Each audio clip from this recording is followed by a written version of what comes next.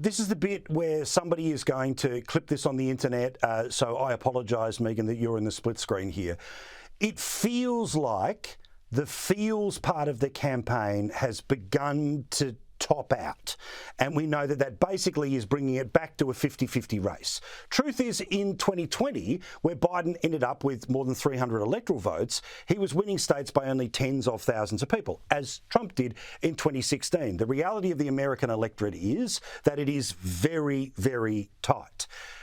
Are you starting to get the same feeling that we're just, rather than the guaranteed win of Trump versus Biden, we're back to the traditional red versus blue, and it's a very tight line? I am. And I'm also seeing the cracks in each foundation. You know, You're pointing out that she went off script a time or two, and it was disastrous. She was terrible. But I don't think that the Democrats are going to be persuaded by one big fall. You know, she's going to say one really stupid thing and they're going to turn on her, because they already would have turned on her. There's so many stupid things to choose from. If you were that kind of voter, you already would not be in Kamala's camp. But I do think, if you're talking about those critical swing state voters, the ones you just mentioned, the tens of thousands, net, if she keeps speaking, they're going to be reminded that she is not a smart person. I don't care. I'm not trying to be ad hominem. I don't believe she's smart at all. And in no way is she a deep thinker. This I know. And she does not have good solutions. She has no solutions. She truly doesn't. She's all over the board. She really is a far left progressive who was literally raised by Marxists. That's what's influenced her policies. That was the true Kamala in 2019. And now she's learned enough to try to say she's more moderate, the Joe Biden plan for getting elected.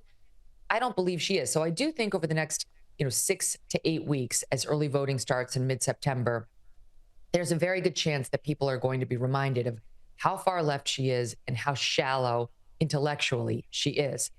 Over on Team Trump, he's trying to get better at messaging. I have noticed an increased effort to keep pounding the things that work for him. And so that's good. He needs to continue that.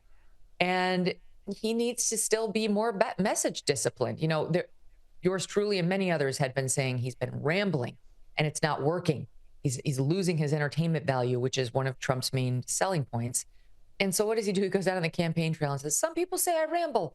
I don't ramble. I have to go on for 2 hours because people wait in line for days to get to see me.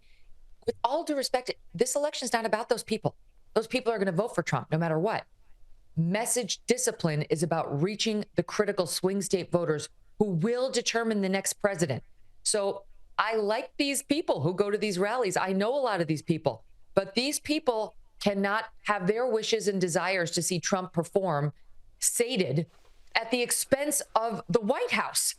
So Trump needs to realize that and get back on message discipline. They've each got, some real weaknesses is what I'm trying to say as candidates, never mind on policy. Now, also, we know that the world of advertising, all the digital people say don't spend your money on television. All the TV people say don't spend your money on digital. But of course, the reality is that this is your message that you want to put out there. What are you noticing in the feeds? Are you noticing lots and lots and lots of ads? Or is all of these millions and millions of dollars literally being spent in 7 places? Or is there some sort of carpet bombing that the average American is getting? Because clearly that's how they're able to move things without the difficulty of the candidate either not being able to ad-lib or talking about how they're better looking than the other one. It's amazing. Her ads are everywhere. Good luck going on the internet without seeing a Kamala Harris ad. I mean, they're everywhere. Every single video I click on, there she is. For the first time, I saw one for Trump yesterday. The first time. I don't understand why that wouldn't be in my feed, but it hasn't been. And I have to be honest, it was also long and rambling. It was the weirdest ad. It was just like Trump extemporaneously speaking. It wasn't disciplined or focused. I was like, get to the point, rather than skipping it after 5 seconds, I actually was trying to listen to it. Like, what is he trying to say to me? And once again, I'm like, my mind is wandering. What am I going to make for dinner? That's not a good ad. So yeah, I think she's blanketing the field because she had such a huge fundraising intake when she took over as the nominee. And Trump's got money too, but I don't think they're spending it on YouTube ads to the extent she is, at least. Now, in the critical swing states, I'm sure they are carpet bombing. I mean, sure, my mother-in-law lives in Pennsylvania and my husband's from Pennsylvania. you can't go 2 steps there without getting bombarded with another ad.